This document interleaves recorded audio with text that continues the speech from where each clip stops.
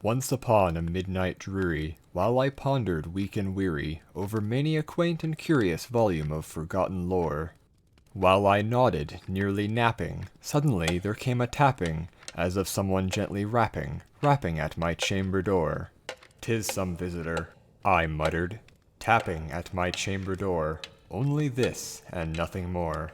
Ah, distinctly I remember, it was in the bleak December, and each separate dying ember wrought its ghost upon the floor.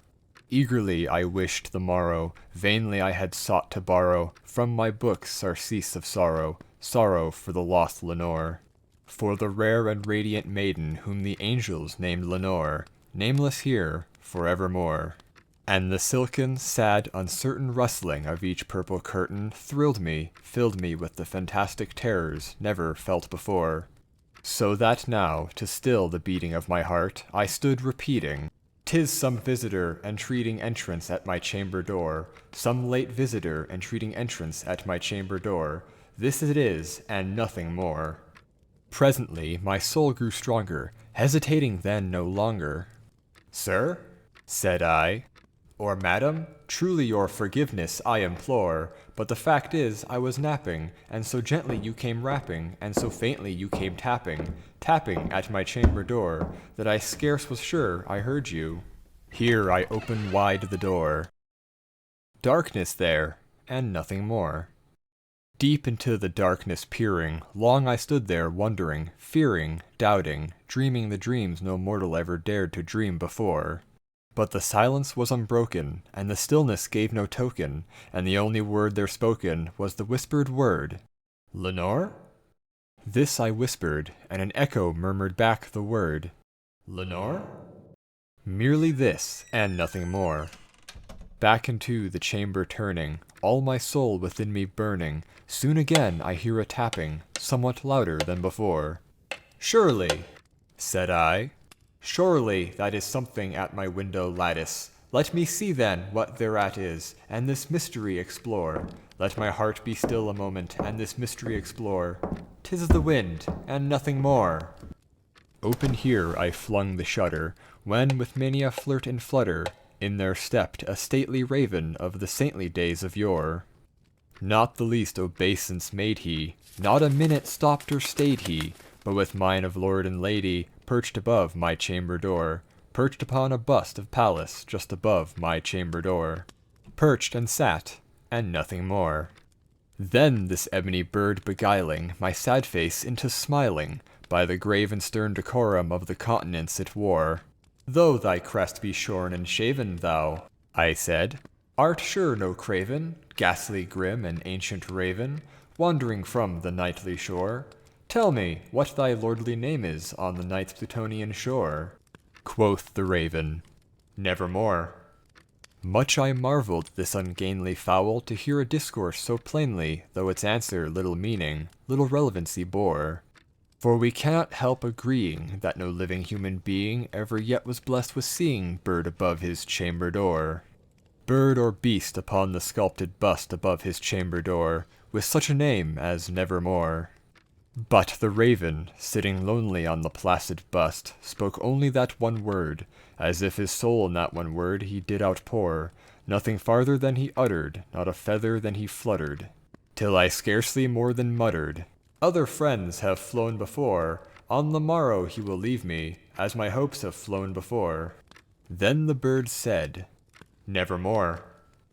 Startled at the stillness broken by reply so aptly spoken, "Doubtless," said I, "what it utters is its only stock and store, caught from some unhappy master, whom unmerciful disaster followed fast and followed faster, till his songs one burden bore, till the dirges of his hope that melancholy burden bore of nevermore."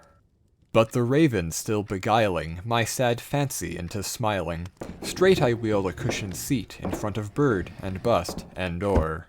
Then upon the velvet sinking, I betook myself to linking fancy unto fancy, thinking what this ominous bird of yore, what this grim, ungainly, ghastly, gaunt, and ominous bird of yore, meant in croaking, "Nevermore." This I sat engaged in guessing, but no syllable expressing, To the fowl whose fiery eyes now burning into my bosom's core, this and more I sat divining, with my head at ease reclining on the cushion's velvet lining that the lamplight gloated o'er. But the velvet violet lining, with the lamplight gloating o'er, she shall press, ah, nevermore.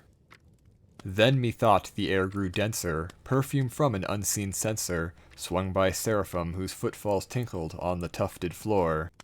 Wretch, I cried, thy God hath lent thee, by these angels he hath sent thee respite, respite and nepenthe, from the memories of Lenore. Quaff, oh quaff, this kind nepenthe, and forget this lost Lenore. Quoth the raven, nevermore. Prophet, said I, thing of evil, prophet still, if bird or devil. Whether temper sent, or whether tempest tossed thee here ashore, desolate yet all undaunted, on this desert land enchanted, on this home by horror haunted, tell me truly, I implore, is there balm in Gilead? Tell me, I implore. Quoth the raven, nevermore. Prophet, said I, thing of evil, prophet still, if bird or devil, by that heaven that bends above us, by that God we both adore. Tell this soul with sorrow laden, if within the distant Aidenn it shall clasp a saint and maiden, who the angels named Lenore, clasp a rare and radiant maiden, whom the angels named Lenore. Quoth the raven, nevermore. Be that word our sign of parting, bird or friend, I shrieked, upstarting. Get thee back into the tempest and the night's Plutonian shore. Leave no black plume as a token of that lie thy soul hath spoken. Leave my loneliness unbroken. Quit the bust above my door. Take thy beak from out my heart, and take thy form from off my door. Quoth the raven, nevermore. And the raven, never flitting, still is sitting, on the pallid bust of Pallas just above my chamber door. And his eyes have all the seeming of a demon's that is dreaming, and the lamplight o'er him streaming throws his shadow on the floor, and my soul from out the shadow that lies floating on the floor shall be lifted nevermore.